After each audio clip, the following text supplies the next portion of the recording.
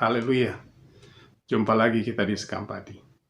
Sekam Padi hari ini saya beri judul Hati Bijaksana.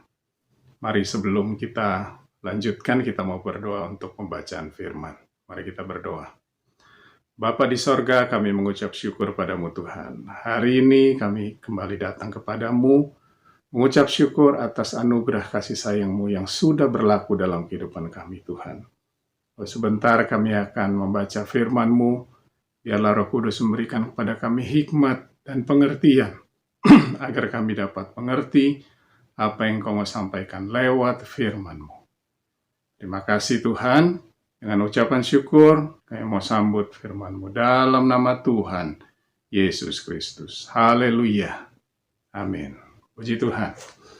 Mazmur 90 ayat yang ke-12. Mari kita sama-sama buka dan baca ayat ini. Mazmur 90 ayat 12 menulis demikian.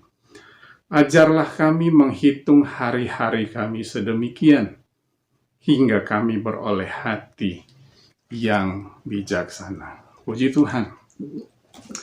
Saya senang dengan terjemahan dari salah satu bahasa yang menulis demikian.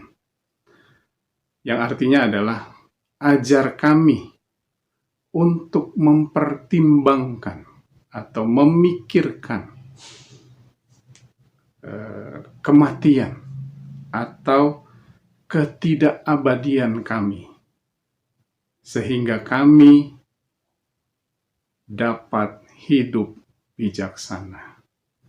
Ada dua hal yang saya mau tekankan di sini adalah mempertimbangkan atau memikirkan. Yang kedua adalah kematian atau ketidakabadian kita sebagai manusia.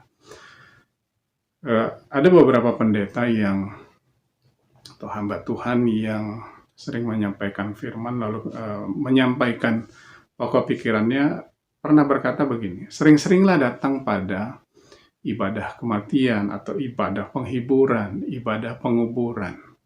Kenapa? Karena pada saat itulah kita seringkali sadar bahwa hidup kita di dunia ini hanya sementara, tidak abadi. Dan pada saat itulah seringkali hati kita kemudian mengambil keputusan, wah saya mau hidup lebih bijaksana lagi di dalam kehidupan saya, supaya pada saat saya meninggalkan dunia ini, saya dipandang setia oleh Tuhan dan saya boleh masuk kepada kehidupan yang kekal, yang abadi. Nah, bijaksana menurut Kamus Besar Bahasa Indonesia, saya bacakan, selalu menggunakan akal budinya atau pengalaman dan pengetahuannya, arif, tajam pikiran, serta pandai dan hati-hati. Hati-hati di sini ditambahkan keterangan cermat, teliti apabila menghadapi kesulitan. Bagaimana menurut Alkitab? Bagaimana menurut firman Tuhan? Orang yang bijaksana, yang pertama adalah Matius 7 ayat 24, mendengar dan melakukan firman Tuhan. Orang yang mendengar dan yang melakukan firman Tuhan sudah pasti adalah orang yang cinta Tuhan. Bukan orang yang setiap hari menyanyi, aku mengasihi Engkau, Yesus. Aku mengasihi Engkau, Tuhan. Aku mengasihi Engkau, Allah. Tapi dia tidak melakukan firman Tuhan dalam kehidupannya. Dia mendengar firman Tuhan, dan dia melakukan firman Tuhan dalam kehidupannya. Dialah orang yang cinta Tuhan. Hal yang kedua, orang yang bijaksana adalah orang yang memperhatikan langkahnya. Amsal 14 ayat 15. Sama seperti orang yang berkendara atau menyetir kendaraan. Dia tahu kapan harus memasukkan persneling, dia tahu kapan harus menginjak gas, dia tahu kapan harus melepas gas, dia tahu kapan harus menginjak rem. Orang yang bijaksana adalah orang yang memperhatikan langkahnya. Apakah langkah ke depan itu benar, sesuai dengan firman atau tidak, apakah jalan yang dia akan tempuh berlubang atau tidak, apabila berlubang bagaimana dia harus melaluinya, apakah dia harus melompat, apakah dia harus memutar, semuanya dia perhatikan. Setiap langkahnya dia perhatikan. Orang yang bijaksana memperhatikan langkahnya. Dan yang ketiga, orang yang bijaksana adalah orang yang giat.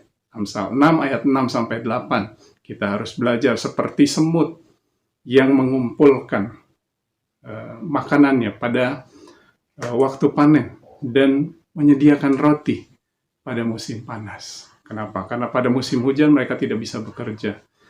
Orang yang bijaksana adalah orang yang giat, bukan saja secara jasmani, tetapi juga secara rohani. Dia mengumpulkan firman dalam kehidupannya, agar pada saat masa-masa yang sukar, dia dapat memakai firman itu sebagai makanannya, sebagai kekuatannya, untuk dia menghadapi masa-masa yang sukar.